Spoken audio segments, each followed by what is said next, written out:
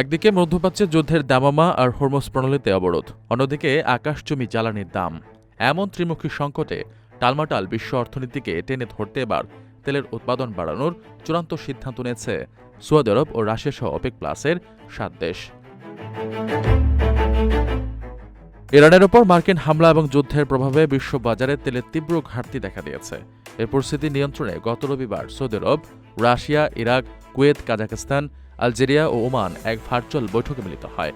বৈঠকে বাজার স্থিতিশীল রাখতে প্রতিদিন ১,৮৮,০০০ ব্যারেল তেল উৎপাদন বাড়ানোর সিদ্ধান্ত নেওয়া হয়েছে, যা আগামী জুন মাস থেকে কার্যকর হবে।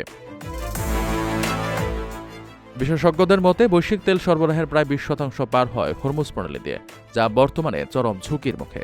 যুদ্ধের প্রভাবে যুক্তরাষ্ট্রে প্রতি গ্যালন গ্যাসের দাম ইতিমধ্যে $৪.৪৫ পৌঁছেছে।